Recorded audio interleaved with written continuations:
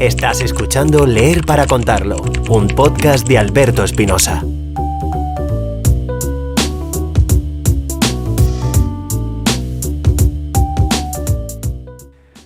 Hola, ¿qué tal? Bienvenidos a Leer para contarlo, episodio número 18, hoy con Ana Vallabriga. ¿Qué tal? ¿Cómo estás? Hola, muy bien, Alberto. En pleno verano de 2022, aunque quien esté escuchando lo mismo está en el año 2056, pero estamos situados en pleno verano, en plena ola de calor.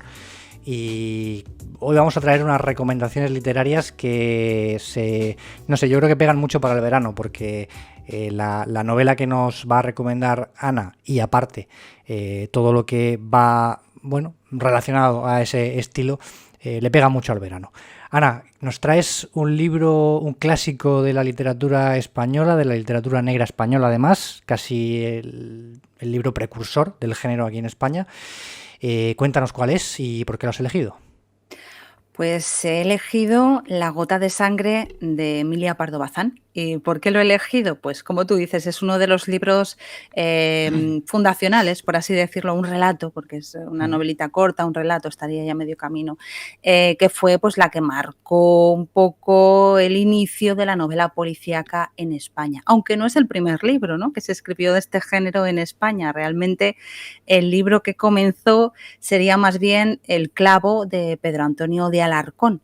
Lo que pasa que ese libro, que es del siglo XIX, tiene algunos dejes todavía de lo que es el romanticismo, el gótico, y bueno, no sería tan específico de la novela policíaca como es este de Emilia Pardo Bazán, que es de 1911, que es bastante tardío, ¿no? Porque recordemos que el primer libro de novela policíaca es Los crímenes de la calle Morgue, de Edgar Allan Poe, que fue de 1841, si no recuerdo mal, o sea que han pasado unos cuantos años hasta que Emilia Pardo Bazán escribió este relato. Decía que era la precursora porque la propia autora reconocía en alguna entrevista que le hicieron después que le apasionaba leer las noticias de crímenes en los periódicos de la época, ¿no? Y era como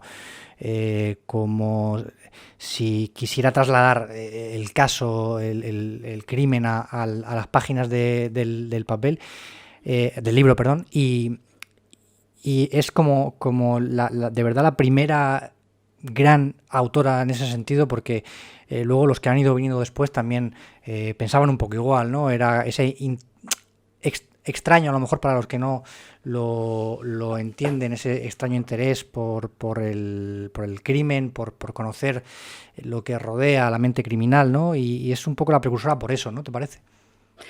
Sí, de todas formas es que ella también fue una persona privilegiada, ¿no? Viajó por toda Europa siendo joven, recién casada, y tuvo acceso a leer pues a Sherlock Holmes en inglés. Ella hablaba inglés, conocía el inglés y pudo leerlo. Y realmente La gota de sangre es un poco una crítica también, ¿no? Ese tipo de relatos donde hay un detective que es observador, que es deductivo, ¿no? Y enseguida infalible también, ¿no? Y que da con el culpable. Y ella eso un poco hacía una crítica también a ese tipo de relatos, ¿no? Porque aquí el protagonista es Selva y es un burgués apático, ¿no? Que nada le llena en la vida. De hecho, empieza así el relato, ¿no? La primera escena conocemos a Selva, que es un tipo que se aburre mucho en la vida y está ahí consultando con el médico, y el médico le dice, pues enamórate, haz algo que llene un poco tus horas, ¿no? Y que te dé algo de emoción.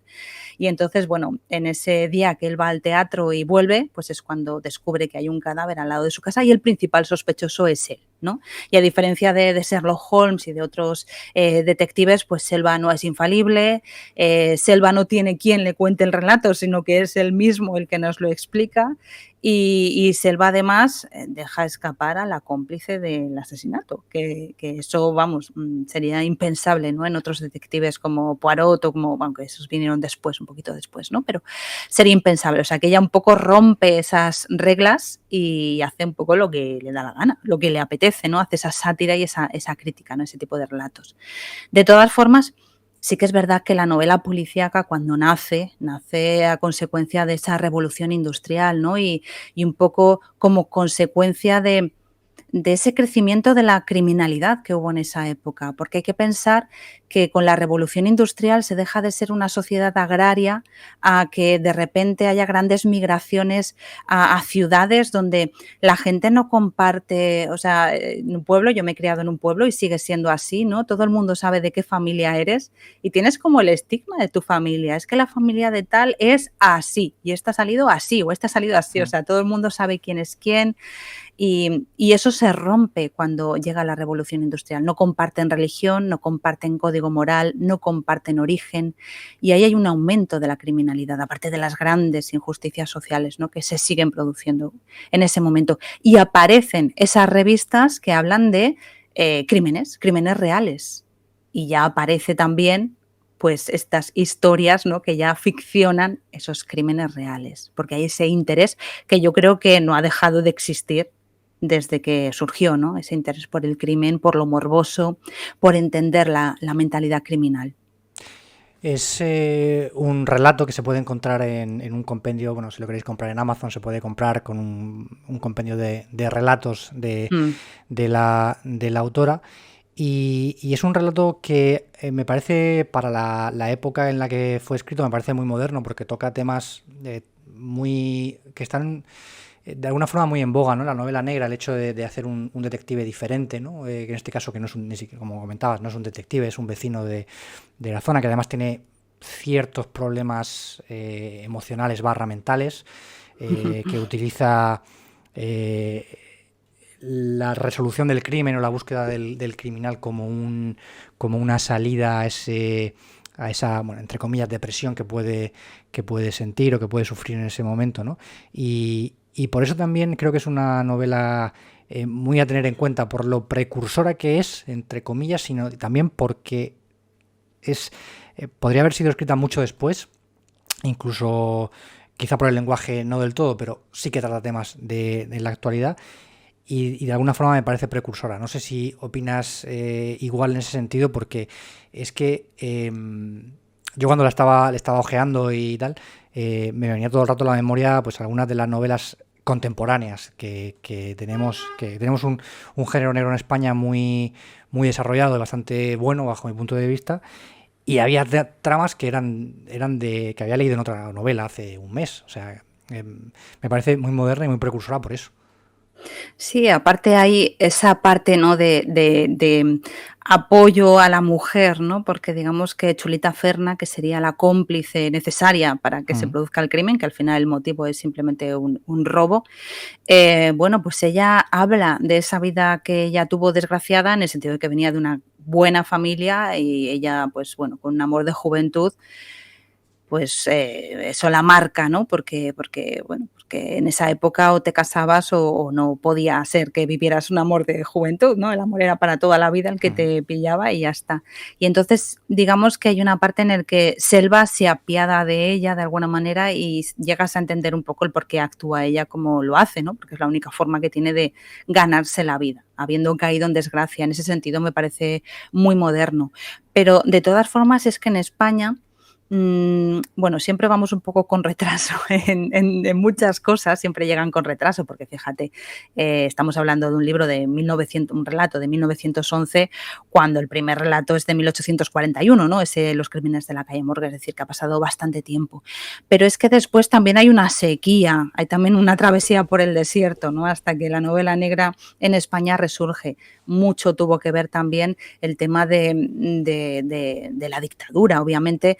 La novela policíaca, digamos que podemos distinguir, ¿no?, entre novela negra y novela policíaca. Este sería una novela policíaca en el que hay una resolución de un asesinato, de un crimen, y lo que importa en este caso es saber quién lo hizo y cómo lo hizo, ¿no? Mientras que la novela negra va un poco a los porqués. Hay más crítica social, aunque en este podemos encontrar crítica social, cosa que no solía haber en la novela policíaca de la época, no solo en España, de la época, o sea, amplio. Pero es verdad que hasta que no se acaba la dictadura prácticamente, hasta 1975, que aparece Montalbán con tatuaje, hay algunos intentos, algunos conatos, ¿no?, en Barcelona, pero no podemos hablar de novela policíaca casi, ni negra, negra por supuesto que no, en España, porque es que estaba absolutamente censurado, ¿no? No se podía hacer eso. Había ciertos autores que intentaron, hicieron cosas. Bueno, encontramos a Plinio también, que sería un poco una novela policíaca, ¿no? A partir de los años 60. Pero no podemos hablar de un movimiento. Fue a partir de esos años, del año 75, cuando Montalbán escribe Tatuaje y publica Tatuaje, cuando sí que ya hay ya empieza el género negro y policíaco en España a tener un recorrido, que luego cayó en crisis también, porque en los años 80 hubo un momento que decayó, ¿no? Al final todo se mueve por modas.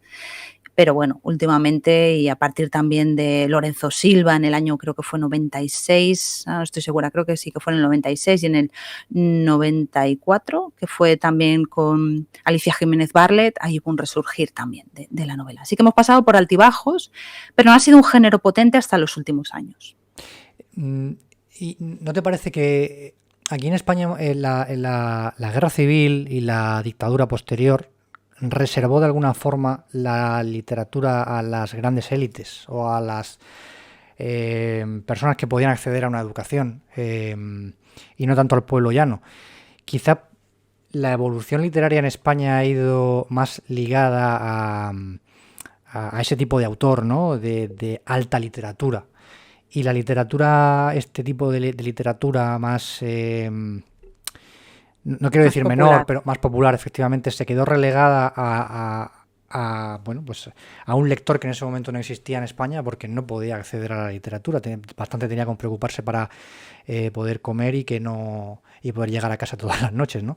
No sé si te parece un poco que el gran problema del género negro, que todavía yo creo que arrastramos un poco, mucho menos, pero todavía se arrastra un poco en cuanto a la concepción del género. Viene de ahí, ¿no? De ese nulo acceso que había para el pueblo llano de poder acceder a cierta literatura. Porque fíjate que luego sí que hay una cosa muy interesante que decías, que este tipo de historias estaban muy censuradas.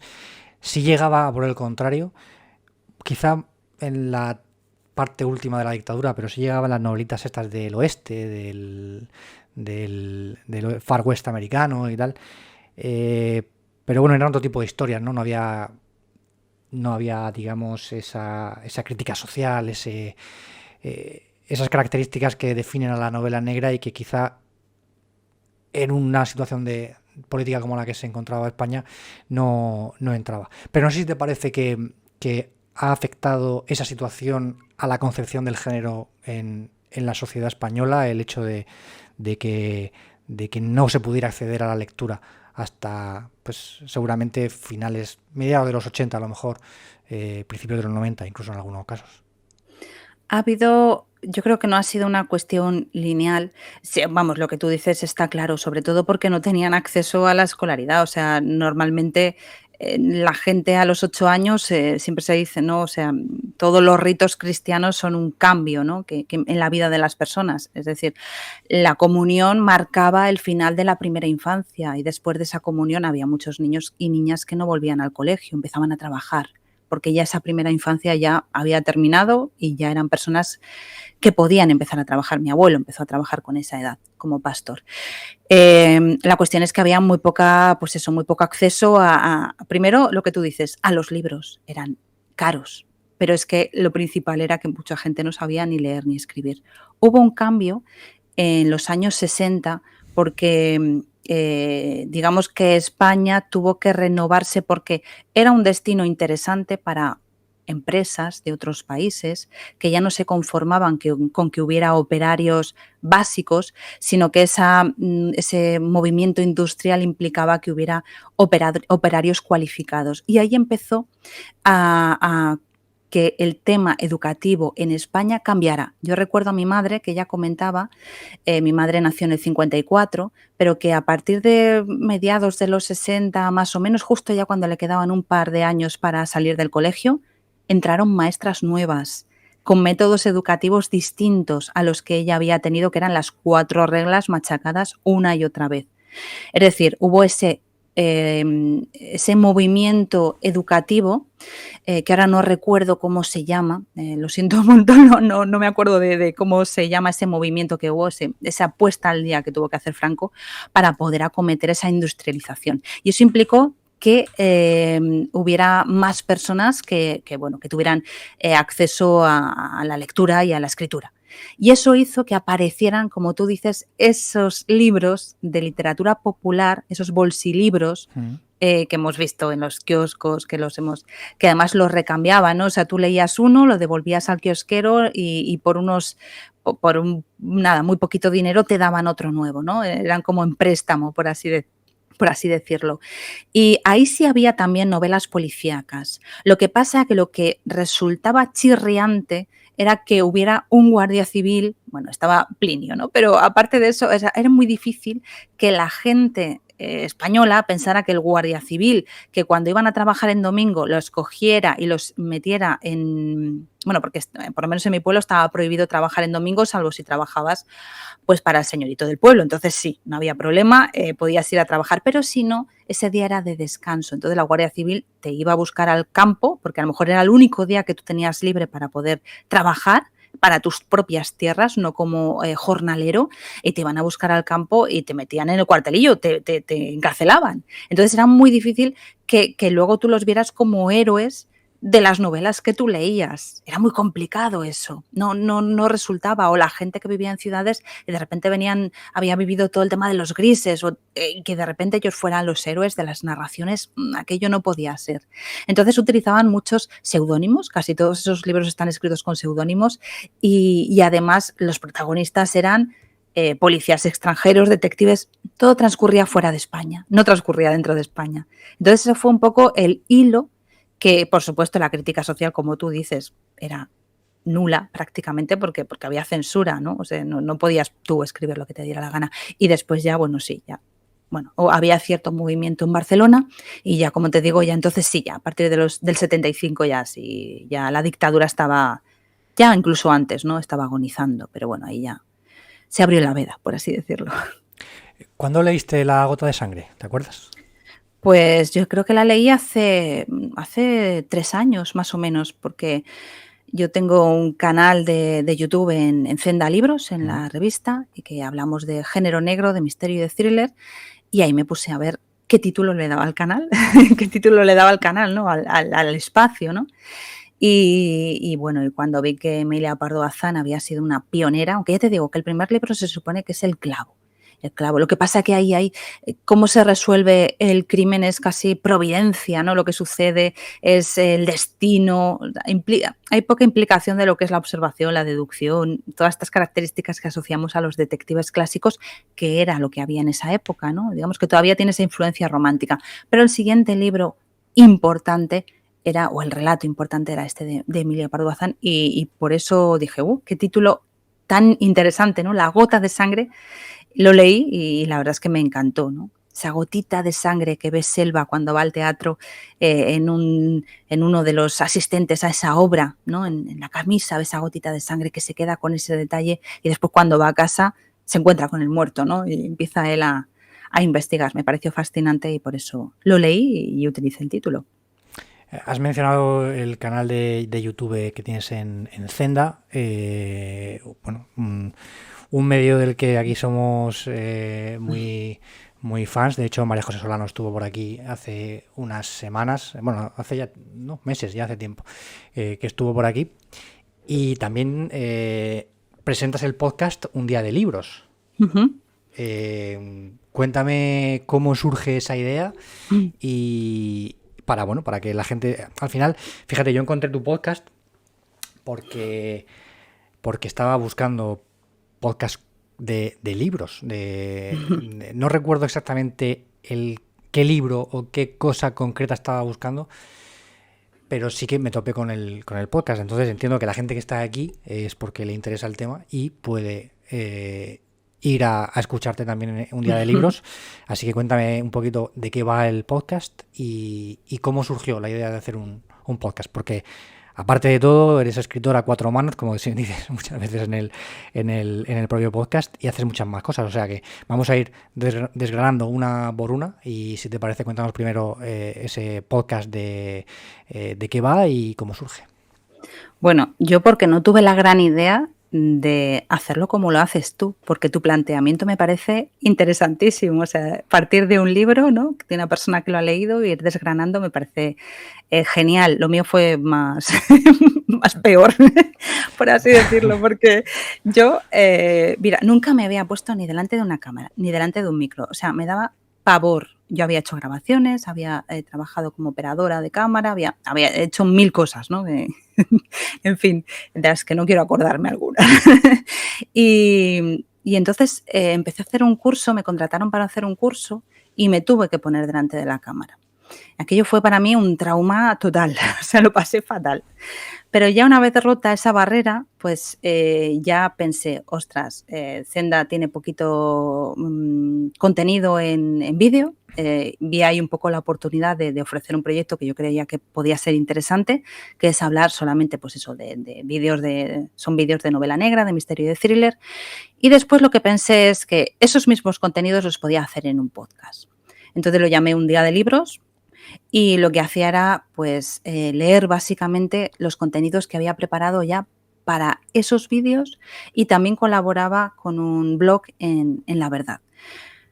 Pero empecé a hacer aquello, el primero bueno, el segundo vale, pero me aburría mogollón. O sea, no me interesaba para nada. Para mí no era nada enriquecedor. Entonces, lo que pensé es, bueno, ¿qué me gusta a mí escuchar? Y a mí lo que me gustaba escuchar eran los podcasts de entrevistas. Me encantan. Soy fan, o sea, soy fan del tuyo, escucho el tuyo, pero escucho muchos más, no todos de literatura, claro, o sea, no solo de literatura vivimos de muchas cosas. Y a raíz de ahí pues ya decidí entrevistar a gente que a mí me apetecía conocer y jolín, es que es una suerte porque tienes la excusa del podcast. Dices, no, es que tengo un podcast y te voy a hacer una entrevista. No es porque yo tenga curiosidad, vamos a hablar de tal y de cual, pero en realidad es que a mí me apetece conocerle, me apetece preguntar cosas que a mí me interesan, que a veces yo creo que no son a lo mejor las que más le interesan al público, porque yo lo centro mucho en el ambiente literario, en un poco qué hay detrás, ¿no?, qué hay en la trastienda literaria. Me interesa muchísimo ese mundo. Creo que la gente tiene una visión muy diferente, ¿no?, de lo que es la escritura, la edición, la publicación, de lo que realmente es, y es un tema que me apasiona. Entonces surgió por eso, pero bueno, hace unas semanas entrevisté a una persona con la que estuvimos hablando sobre lectores, o sea que no todo lo centro en ese aspecto. Pero bueno, al final fue evolucionando en ese sentido. A mí me pasó lo mismo, la verdad. Yo hice el podcast porque quería... lo he contado varias veces aquí en el podcast, yo me hice una lista de gente con la que quería hablar, con la que quería conocer y a la que quería entrevistar.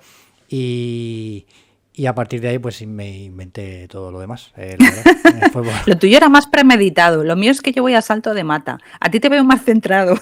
Bueno, yo vengo un poco del mundo de la comunicación y he hecho algunas cositas en podcast y tal durante algunos años.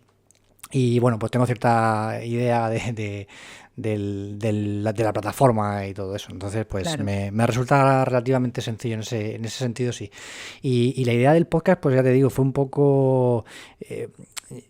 yo detecté ahí que había un nicho, ¿no? Porque opino como tú, ¿no? A mí también me gusta mucho escuchar podcasts de entrevistas y podcasts de cultura y de libros y no encontraba el formato que yo estaba demandando, no lo encontraba. Y entonces fue cuando empezó a crecer la idea de hacerlo yo y al final acabó surgiendo esto. Así que, pues, bueno, pues aquí vamos a ver si ganamos algún euro con el podcast.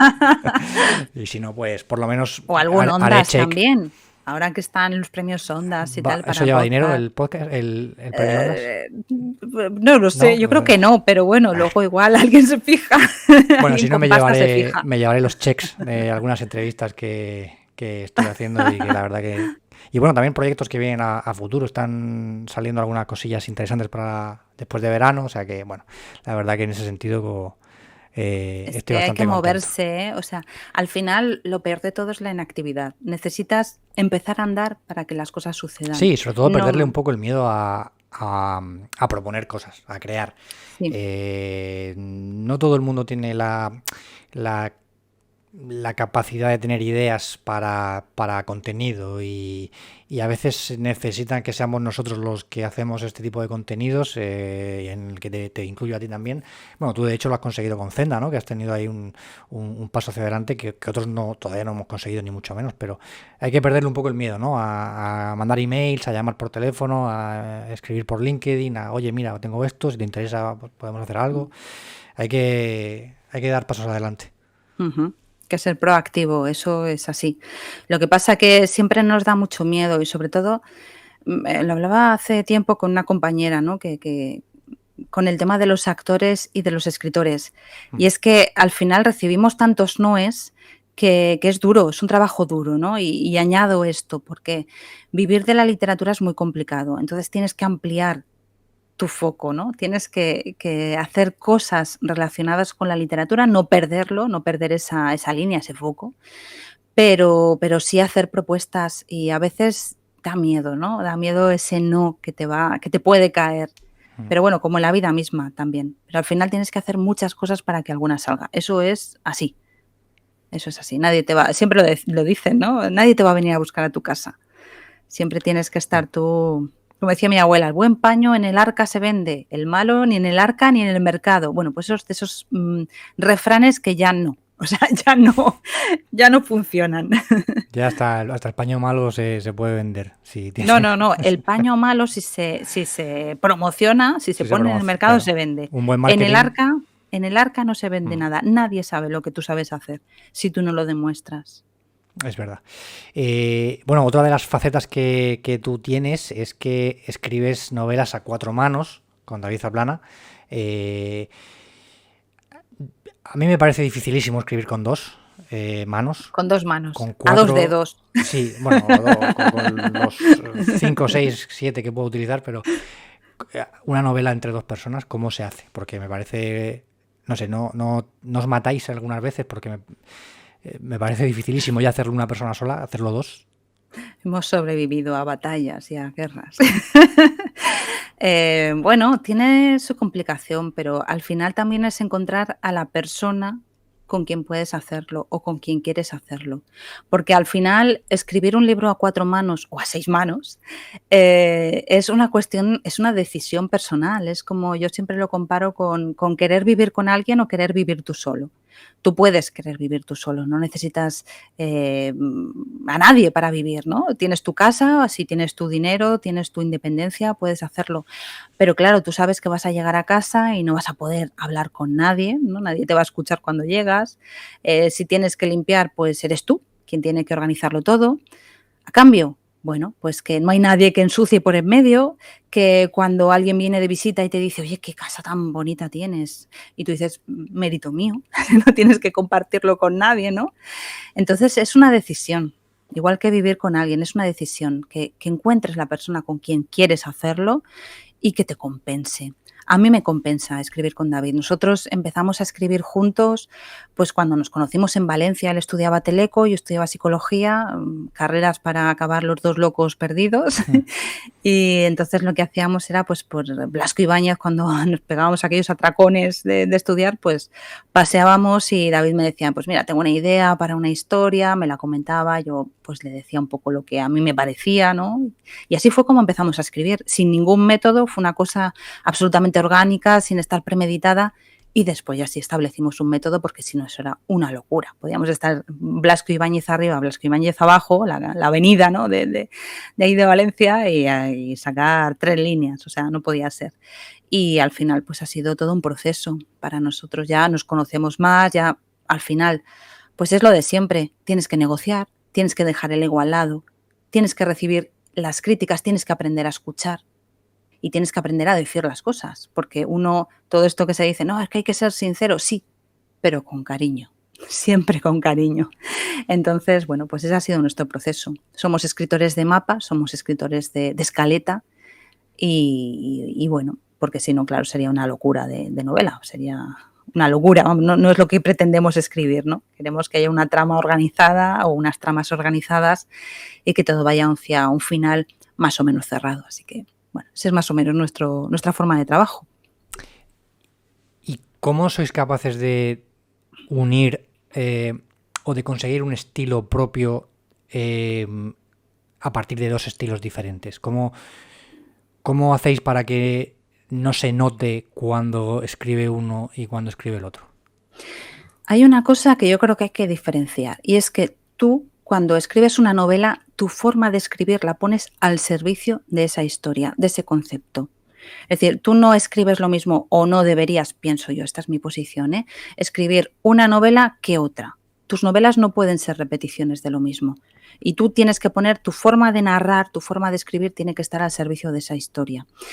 Dicho esto, nosotros vamos teniendo una voz común, que es la voz que es la suma de los dos, ¿no? Que es algo que espero que vaya más allá del estilo propio de cada libro. Nosotros es verdad que también disfrazamos nuestra propia voz detrás de las tramas que escribimos. Normalmente nuestras historias suelen ser corales y lo que hacemos es que cada uno pues lleva unas tramas que no tienen que coincidir ni con nuestro género, ni con nuestra edad, ni con nada. Es decir, yo puedo hacer papeles masculinos o David femeninos, eso depende de la historia, siempre depende de la historia. Y luego también lo que hacemos es revisar mucho para conseguir que ese estilo esté uniforme, que no se noten esos saltos y que luego pues trabajamos en esa voz nuestra, ¿no? Que se puede ir viendo a lo largo de nuestras historias.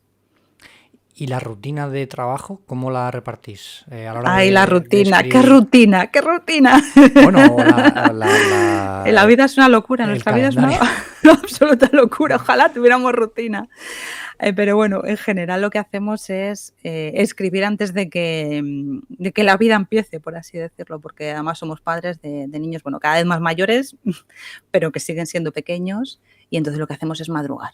A mí, por ejemplo, yo de siempre he sido un poco nocturna, o sea que eso no me preocupa mucho, peor sería que tuviera que hacerlo al revés, pero al final es eso, acomodarte al tiempo que tienes, que yo admiro cuando a veces oyes a algunos escritores, sobre todo escritores, de recalcarlo, que dicen, no, yo me levanto a las 8, desayuno, a las 9 me pongo a escribir, a la 1 paro o a las 2...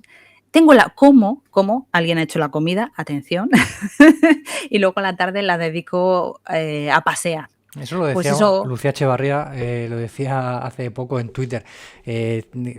Igual, exactamente lo mismo, que no comprendía cómo podía existir una rutina de escritura cuando ella lo que tenía que hacer era sobrevivir y escribir casi a escondidas porque tenía que llevar la casa no sé si creo que tenía una hija o un hijo, a su madre, o en fin, tenía que llevarlo todo para adelante y se quejaba de eso, ¿no? De que cómo podía ser que había... no sé si fue a raíz de alguna entrevista, de algún escritor, no recuerdo, pero lo mismo, exactamente, tal cual lo decía. O sea, que la percepción no es solo tuya. No, yo es que lo he oído, y comparto completamente la visión de Echevarría.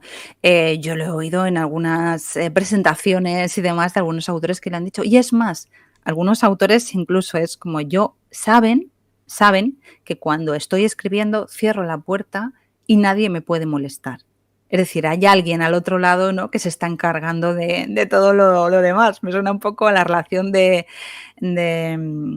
algunos autores clásicos, ¿no?, que tenían a sus mujeres, ¿no?, que eran las encargadas de toda la intendencia, ¿no?, y ellos simplemente se tenían que dedicar a escribir. No es lo habitual, pero sí que es verdad que hasta cierto punto yo mantengo que hay un sesgo de clase y un sesgo de género. Es decir, creo que hasta ahora quizás hay ciertas personas que tenemos acceso a la escritura, pero hasta ahora era muy de contactos, era un sesgo de clase, es decir, las clases medias altas eran quienes tenían acceso a la publicación de los libros. Luego irrumpió Amazon, irrumpió todo esto y ahí cambiaron mucho las reglas del juego. Habían empezado a cambiar antes, ¿no? Pero sí que hay un cierto sesgo de clase porque tú escribes mucho, durante mucho tiempo, para dar salida a un libro.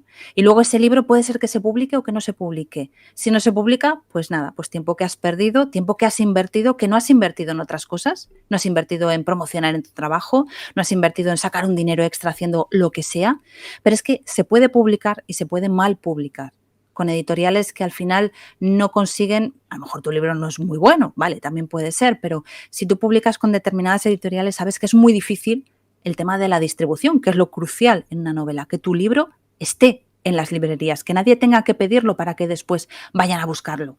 Entonces, pasar ese tiempo, invertir ese tiempo, eso que no haces otras cosas, eso implica que tienes que tener un cierto colchón. Pasa lo mismo que con el profesor universitario, la profesora universitaria. Cobran sueldos miserables durante mucho tiempo. ¿Quién puede aguantar eso? Gente que tenga un cierto colchón, ¿no? Una cierta seguridad, que tenga una ayuda importante. Y el sesgo de género, pues me refiero a hombres, mujeres, también lo veo muy claro. Y sobre todo en la negra, que es lo que yo más conozco, muchas veces en los festivales negros a quien te encuentras yo casi sería una especie de anomalía, porque está David y David se queda muchas veces con nuestros hijos, pero lo habitual es que las escritoras que triunfan o que se mueven en festivales y que triunfan en el género también, suelen ser mujeres o que no han tenido hijos o que sus hijos son mayores y ya no tienen esa carga familiar. Porque si no, todavía yo mantengo, es mi teoría, tampoco he hecho un estudio estadístico fiable, pero que sí que hay cierto sesgo de género. Al hilo de esto, ¿me puedes recomendar o estás leyendo a alguna autora contemporánea española actualmente que te llame o que te haya sorprendido, que te llame especialmente la atención por alguna novela que has leído? Yo, si quieres, para ponerte un ejemplo, yo acabo de descubrir a Milena Busquets y me encanta, me parece una escritora y columnista fantástica, y estoy ahora terminando Hombres Elegantes y seguramente pues voy a empezar con otro suyo en cuanto acabe, porque me gusta mucho y espero a ver si la puedo traer al podcast en algún momento del año que viene. De ese estilo, ¿puedes recomendar a alguna autora? Mira, a mí hay una autora que me gusta mucho. No vale mucho. decir Ana Vallabriga, que ya está aquí. Hombre, por supuesto, esa por descontado. A mí me gusta mucho cómo escribe Empar Fernández. Creo que tiene una prosa muy elegante y sobre todo une mucho lo que es el tema psicológico, la psicología de los personajes con la trama de investigación. Ella hace novela negra y lo consigue muy bien, ese punto, ¿no? No es fácil el profundizar en la psicología de los personajes. De hecho, hace poco me he leído un libro, no voy a decir cuál, no lo voy a decir, que había cierta profundidad o intentaba dar cierta profundidad a los personajes y, sin embargo, la parte psicológica de la novela resultaba aburrida, resultaba predecible. Y ahí como puse más en valor todavía lo que hace Empar, que me parece maravilloso, cómo profundiza en esos personajes, cómo te va explicando sin caer en lugares comunes, interesándote. Esa parte psicológica, ¿no? Y sobre todo ella profundiza mucho en la culpa, en cómo manejamos la culpa en general, ¿no? Las personas. Es un poco un tema que se repite dentro de sus historias y que me parece muy interesante. Me parece una autora muy interesante. Oye, como licenciada en psicología que eres, ¿detectas muy rápido cuando hay un personaje bien desarrollado y cuando no? Bueno, yo creo que como todos, yo creo que ahí no entra tanto. Es verdad que a veces dices, bueno, esto no, o sea, no puede ser, ¿no? Porque meten aspectos psicológicos que no tienen ese origen o que no casan, pero yo creo que al final esa es una sensibilidad que tenemos todos a la hora de leer, si te crees o no te crees el personaje. Simplemente con que pienses eso, me lo creo o no me lo creo, pues ya está, ya has dado con la clave, ¿vale? O sea, yo pienso eso. Es verdad que luego a lo mejor, pues si ya se meten en enfermedades mentales o el tema de los psicópatas, ¿no? De esos psicópatas tan sofisticados que ahora proliferan tanto en la novela, ¿no? Con un pasado traumático, pero luego son sofisticadísimos, inteligentísimos, con cierto atractivo. Bueno, dices ahí, bueno, se está cayendo ya en el cliché, ¿no? En el lugar común, en un Aníbal Lecter repetido por 1000. Entonces, a mí eso ya me interesa menos. Ana, ¿cuál fue o cuál ha sido el libro de tu infancia, el que te despertó esa llama para dedicarte a las letras? Pues hay un libro que creo que se titula así, Mercedes e Inés o El mundo al revés, que es un libro delirante que yo creo que leí cuando tenía 8 años aproximadamente y, bueno, había leído ya antes, ¿no? Pero ese fue como fantástico. Para mí eran había, recuerdo, retazos, ¿no? Pero que había montañas de garbanzos. Y a mí los garbanzos siempre me han gustado. Entonces, para mí era un sueño, ¿no? Era muy de fantasía, muy loco, ¿no? Un libro muy loco. Yo creo que sería de barco de vapor, casi con seguridad, ¿no? Aquellos libros que, bueno, con los que yo me he criado. Y luego había una colección de clásicos adaptados que también empezaron a regalarnos unos amigos de mis padres. Cada vez que venían me regalaban algún libro que estaban Mujercitas, aquellas Mujercitas, La pequeña Dorrit. Había muchos libros clásicos, estaba Moby Dick. Algunos me gustaban menos, pero la mayoría me fascinaban. Y aquellas colecciones de clásicos adaptados, que bueno, estaban hasta cierto punto adaptados, me encantaban, me encantaban. ¿Y cuál es tu novela favorita, la que te llevarías a la isla desierta famosa? Pues yo creo que no tengo novela favorita. Ha habido libros que en cada momento me han marcado y me han impactado y me han encantado, ¿no? Por ejemplo, El nombre de la rosa fue un libro que leí en el instituto y que me dejó, fue como abrir muchas puertas, ¿no? A la vez. Y además yo estaba interna en un instituto en Huesca, en la Laboral, bueno, ahora se llama, ya no sé cómo se llama, Pirámide, creo que se llama. Pero en aquella época éramos muy lectores, había un grupo había lista de espera para coger libros en la biblioteca, éramos muchos internos también y externos, ¿no? Éramos como 1.200 estudiantes o algo así, una burrada. Y yo recuerdo aquel libro que me fascinó y estábamos en lista de espera y lo comentábamos y fue muy interesante. Pero a mí, te digo, no me gusta releer libros que ya he leído. A No mí me gusta tampoco. transitar, no me gusta. Entonces creo que no me llevaría a ninguno de los que he leído. Creo que apostaría por alguna, por alguno nuevo o no nuevo, pero que no hubiera leído. O varios, que si ¿cuánto tiempo voy a estar en la isla desierta? Eso Para también hay que siempre. tenerlo en cuenta. Para Ojo, pues siempre. con un libro mal, La maleta no cabe más. no cabe más. ¿Eres más lectora o escritora? Hombre, más lectora. Yo leo más que escribo. Sí, claro, por ¿Y, supuesto. Y creo que debe de ser así. y cuál es tu rutina de lectura, tu momento? ¿O cómo te Por la gusta, dónde te noche. gusta leer? Por la noche. Ahora mismo, por la noche. Antes, a cualquier momento que tenía libre, cualquier tal, pero ahora queda ya casi exclusivamente a por la noche porque la rutina es muy dura. Pero no sé dormirme sin leer un rato. Es como que me quedo ahí en la cama diciendo, me falta algo, ¿no? O ¿Y qué estás sea que, leyendo ahora mismo? mira, estoy leyendo el libro de Rosa Montero, Mm. el de, ¿cómo se titula? Voy a quedar fatal. El de, ahora no te lo sé decir, es de Estar Loco. El, Ah, te lo voy sí. a... Sí, el último. Bueno, No es me que no acuerdo lo tengo tampoco aquí, del si no nombre. te lo cogía, pero es que yo para los títulos, una vez que los he leído, El peligro de estar cuerdo, ¿puede ser? eso Ese. es, el peligro de estar cuerdo, que me está gustando mucho, porque De además estar parte cuerda, de estar de cuerda. estar cuerda, correcto, de estar cuerda, muy bueno el matiz que le ha dado Rosa. Me está gustando mucho porque habla, bueno, de la enfermedad mental, que es verdad que ahora es un tema que está muy en boga, de repente se ha abierto un poco ese tema, pero también habla desde el punto de vista del artista, ¿no? De los artistas, de las mentes creativas. No olvidemos que los científicos también lo son, porque el tema de la creatividad tiene mucho que ver con la resolución de problemas. Es un aspecto importante. Entonces, me está gustando porque, aparte de dar datos demoledores sobre la cantidad de personas que vamos o que van a sufrir enfermedad mental a lo largo de su vida en el mundo, dice que los creativos tienen más posibilidades, pero es que los escritores todavía más. Genial. Entonces, es estupendo esto. Entonces, es un libro con muchas anécdotas, es muy divertido y me está gustando. ¿Escuchaste la entrevista de Ángel Martín a Rosa Montero al hilo del libro? Sí, he oído un ratito de la entrevista. No la he escuchado entera, pero sí sí, he escuchado un poquito. Hay un episodio del Sí, sí, podcast lo de sé. Por si las voces vuelven, Sí, dedicado a Rosa Montero, y sí. hablan del libro y de, bueno, pues un poco de lo que estabas comentando.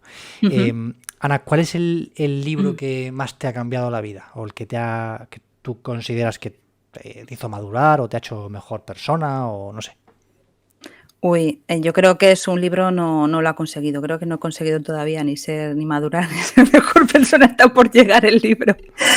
Creo que eso es darle muchos superpoderes a un libro, ¿eh? En mi caso, por lo menos. A mí me han cambiado otras cosas como la maternidad, eso para mí sí fue un cambio brutal, pero lectura no. Sin embargo, sí que ha habido libros que me han ayudado mucho a sobrellevar ciertas cosas. Yo creo que cuando eres más joven te impactan más las lecturas. Conforme te haces más mayor, bueno, van sumando. Es más un efecto sumativo, ¿no? Que de repente una cosa que sea disruptora, ¿no? Pero es verdad que yo recuerdo haber leído El diario de Ana Frank, que tendría unos 12 años más o menos, y aquel libro me ayudó mucho, porque yo salía muy poco, era una niña un poco, bueno, pues me costaba quizá un poco relacionarme, mi pueblo era muy pequeño y había poca gente con la que relacionarse y bueno, el hecho de leer lo que estaba viviendo esa niña en ese momento, yo me sentía, bueno, salvando las distancias tremendas, a mi favor, por suerte, pero me ayudó mucho ese libro. Recuerdo que en aquella época lo devoraba todo, pero aquel libro sí que es verdad que me ayudó a sobrellevar ese momento vital que yo estaba pasando. No sé si esta pregunta la vas a poder o la vas a querer responder, pero ¿hay algún escritor o escritora con quien te irías a tomar un café o una cerveza y hay alguno con el que seguro que no? Yo, bueno, te respondo, las dos cosas serían la misma persona, porque sería Almudena Grandes. Entonces me encantaría poderme ir, pero va a ser que no, que ya llego muy tarde. Pero me parecía una tía, aparte que, mira, lo que te hablaba antes del tema de la profundidad psicológica de los personajes, Almudena Grandes es fantástica. O sea, cómo consigue perfilar, caracterizar a sus personajes y además lo hace tan poco a poco que parece en sí mismo los personajes se convierten en un enigma. Y para mí eso es maravilloso, o sea, leerla es maravilloso. Entonces, bueno, pues sería ella, me encantaría porque además creo que las cosas que ella comentaba, lo que decía, lo que opinaba, creo que tenía mucho sentido común, creo que era una visionaria, creo que, no sé, me encantaba. Y evidentemente, por desgracia, pues no va a poder ser ya. Así que, de todas formas, también te digo que a veces que hay gente que admiras en la distancia, no es el caso de Almudena, con Almudena sí me habría gustado, que les admiras por ciertas razones, pero que prefieres mantener un Por si poco el acaso, ¿no? misterio, ¿no? Sí, yo creo que sí. Yo creo que sí. ¿No te pasa a ti con algunos? Pues la verdad que no. Dime, con quién no te irías a tomar un café? ¿Con quién no me iría yo? Pues la verdad que del plano cultural y tal, creo que no tengo a nadie tachado en la lista, la verdad. Yo es que soy Nadie. muy abierto de mentes. Creo que me iría con cualquiera prácticamente a tomar un café mientras pague él o ella. Eso me parece Esa es la razonable. condición, ¿no? La tuya Sí, es condición monetaria. es Vale, correcto. vale. Más que comentaria es un rasgo del carácter, de demostrar que no es un rata, ¿sabes? Por un Ah, euro y vale. medio, ya ves tú. Ana, cuando entras a una librería, que vas, muchas veces, pues los que no leemos o nos gustan los libros, a veces entramos en la librería simplemente por oler un poco los libros. Cuando entras, que no vas a buscar un libro directamente, vas por gusto de entrar, ¿a dónde vas directamente? ¿Cuál es la primera parte de la librería que pisas? Es que soy poco, no sé cómo decirlo, poco fetichista, ¿vale? En ese sentido. Es decir, me gustan más las librerías de viejo Mm. que las librerías en sí, que al fin y al cabo, no, bueno, a ver cómo lo digo sin que suene fatal pero al final en todas encuentras más o menos lo mismo, te encuentras las partes patrocinadas, ¿no? Los espacios que las editoriales potentes cogen para sus lectores, te encuentras las mismas novedades en todos los sitios, es decir, es difícil encontrar una librería con carácter, con carisma, ¿no? Por así decirlo. Entonces, no, voy a buscar lo que voy a buscar, no me importa esperar, yo soy de las que voy a por un libro, si no lo tienen no pasa nada, lo encargo y vuelvo. Pero más allá de eso, no, te diría que tampoco soy muy fetichista en ese sentido. Más que nada porque creo que muchas de ellas, sobre todo las que son franquicias o cadenas, ¿no? Han perdido un poco el carisma, ¿no? Entras en una y realmente son todas parecidas, tampoco tienen ese encanto, ¿no? Que puedes encontrar en algunas que sí que lo tienen, ¿eh? A mí, por ejemplo, hay aquí en Cartagena una librería que es muy pequeñita y tal, que es Alcaraz, pero que tiene encanto porque está muy especializada en cómics y entonces pasear por ahí sí que tiene su gracia, para mí sí tiene su gracia, ¿no? Pero bueno, luego hay otras, ya te digo, pues yo qué sé, vas a la casa del libro, pues vas a una, pues vas a pues son todas iguales, no tienen ningún encanto especial, ¿no? Y cuando voy, pues voy a comprar lo que tengo que comprar y punto, ya está. Ana, para ir acabando, que se nos va acabando ya el tiempo del podcast, cuéntame o recomiéndame qué novelas deberíamos leer de Ana Vallabriga y de David Zaplana, para que, bueno, ya que estás aquí, por lo menos que alguien se vaya con la idea en la cabeza de ir ahora a Amazon, que vamos a dejar los enlaces en la descripción del podcast para que quien quiera ir a comprarlo, que lo tenga a mano. Pues mira, qué difícil. Y creo que te lo dirán siempre. Además, nosotros, una de las cosas que nos caracteriza es que es verdad que en todas nuestras historias hay misterio, es algo que nos gusta leer y nos gusta escribir sobre el misterio, cómo dosificar ese misterio, eso que hay que descubrir a lo largo de la historia. Nos encantan las relaciones familiares, es raro el libro en el que la familia no tiene un peso importante y en todos nuestros libros, menos en uno, nos gusta mucho meter aspectos históricos, artísticos, o sea, siempre hay alguna referencia que tiene importancia dentro de la historia. Pero más allá de eso, es que hemos escrito tantas cosas tan diferentes, aunque es verdad que llevamos un montón de años, pero tampoco llevamos tantos libros. Creo que son 7, que bueno, ya está bien, ¿no? Pero que llevamos más de 20 años escribiendo, quiero decir, y somos 2. Habrá quien diga, y son 2, o sea, que tienen que escribir más rápido todavía, cosa que no sucede. Yo creo que vamos más despacio, pero bueno. Entonces tenemos, si es por Amazon, realmente hay algunos libros que solo se pueden conseguir en Amazon, que son con el libro con el que ganamos el premio literario de Amazon, que es Ningún escocés verdadero, que ahí se mezcla pues toda una trama de arte, es un thriller que está ambientado en nuestra tierra, en Murcia, la que compartimos contigo también, ¿no? Sucede en Cartagena, Murcia y Caravaca. Ese está en Amazon únicamente Tras el sol de Cartagena, que es un libro que publicamos con una editorial pequeñita, pero que después nos compró los derechos la editorial de Amazon también, y que es también de aventura, de misterio, y esa fue nuestra primera novela. Y después está también La paradoja del bibliotecario ciego, que también nos compraron los derechos cuando ganamos el premio literario de Amazon, pues nos contrataron esa novela, ¿no? La compraron también desde la editorial de Amazon, que ya no existe.